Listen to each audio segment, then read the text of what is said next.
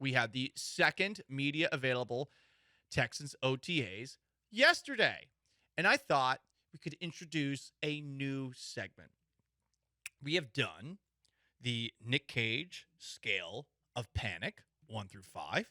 We have done the Will Smith scale of anger, 1 through 5. And I suppose this could also be interpreted as a scale of anger. But now we have the Al Pacino scale of excitement. Because nobody turns it up like Al Pacino, especially when, like in the movie Heat, he may or may not have been partaken in a little... Oh, you think there's performance enhancers involved? He confirmed it. Oh, okay. He actually confirmed it. And you take a look. He came clean like Andy Pettit. He did come clean. And you know what? I think we like him a little bit more for it, as opposed to an Andy Pettit or an Alex Rodriguez or some of the other ones out there. Anyway, we go from 1 through 5. 5 being the most excitement, 1 being the least amount of excitement. Least amount of excitement, it's Al Pacino on any given Sunday. When we add up all those inches, that's going to make the f***ing difference between winning and losing. At 2, and I believe this is from the Devil's Advocate, we have Al Pacino getting shot at by Keanu Reeves. You! Got me! Got me! Yes! Pretty excited there. At 3, we have coked up Pacino in Heat. Bitch. Because she got a great ass! And your head's buried in it! 4, he's actually said this in multiple movies, and I'm not even sure which one this is. But he said this in Scent of a Woman. He says this in this movie. Number 4 on the Al Pacino scale of excitement. Kirkland, you are out of order! You're out of order! You're out of order! The whole trial is out of order! Is that Carlito's Way? I'm not 100% sure. And at 5, I think this is also Al Pacino, possibly coked up, in Heat. Here he is again. Give me all you got! Listen. Give me all you got! I don't even know what he's saying there. Give me what you got. Give me all you got! Give me all you got! So we do that scale from 1 through 5 to talk about stories coming out of Texans OTAs. Because, of course, at this moment in time, how much stock can we put into anything that's out there?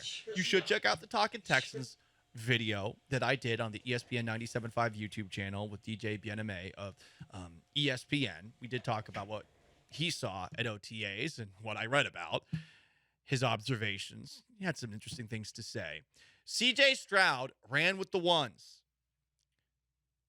And there's some fluffy things coming out about CJ Stroud's performance at OTA this week from D'Amico Ryans. It's been eye-opening how on it Stroud was. He's progressing in the right direction, and the sky's the limit.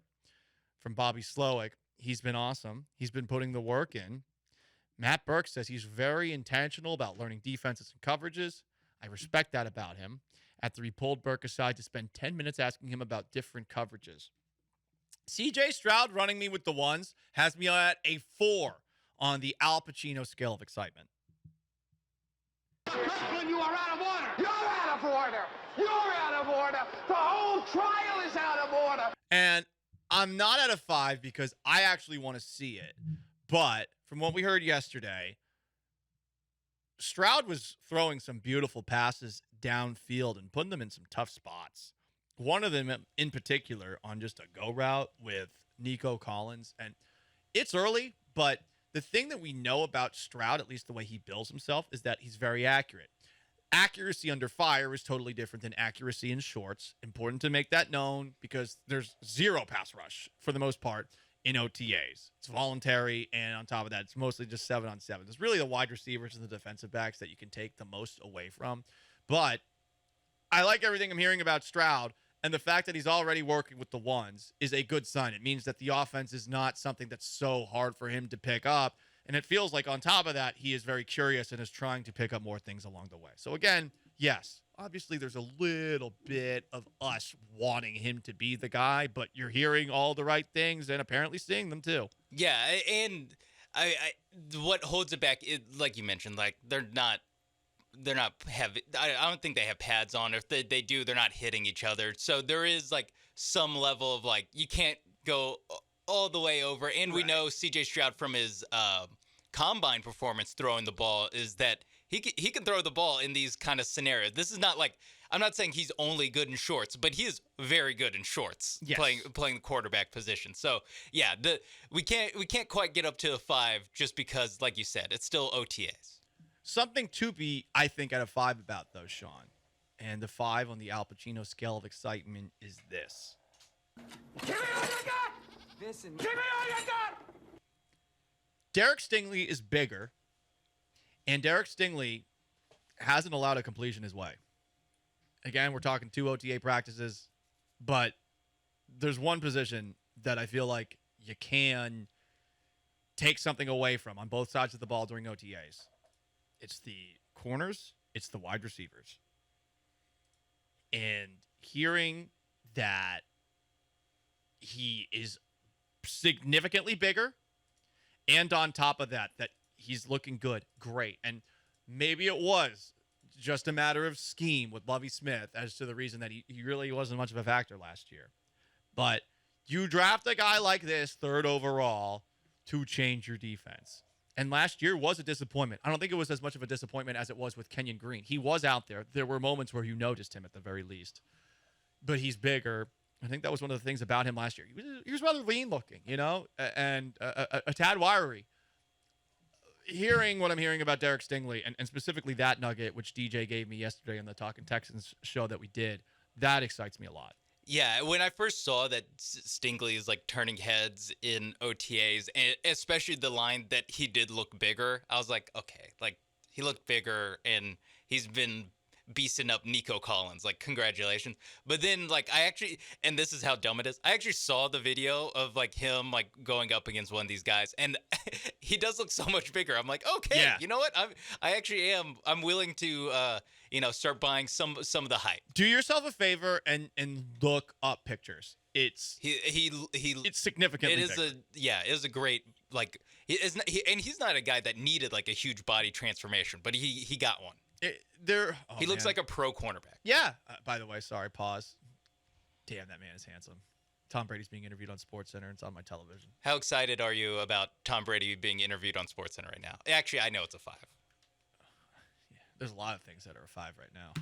Anyway, I want to talk about that's you to all the Tom Brady content. Give me all you got. we might be at a 10 right now. The commentary on the Twitch. They're like, "F the Texans." They suck. Okay. What else do we have? One last thing. Al Pacino, scale of excitement. We heard from Matt Burke, defensive coordinator of the Texans, that the team is going to attack defensively this year, and they're going to have 4 down defensive linemen. You know where I'm at on this one? A 1. I don't want another word. If you remember, this is the number 1 on the Al Pacino scale of excitement. When we add up all those inches, that's gonna make the difference between winning and losing. I mean, it's still, exciting.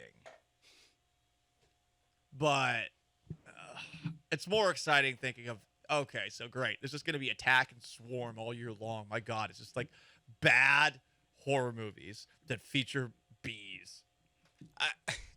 I just love, and I got nothing on who are we talking about? The special teams coordinator, right? Yeah, I got nothing on that. I just love that the Al Pacino scale, the 1 is the greatest movie speech of all, pump up movie speech of all time. There's 1 on excitement. The one that ends with a football team yelling. It's like, but no, Pacino's gone over the top even more. Yes. That's just, I'm not criticizing the scale. That's just a hat tip to the GOAT. And a hat tip goat. To the GOAT, the 83-year-old soon-to-be goat. father. Very virile. So shout out to Al Pacino. We love Al Pacino.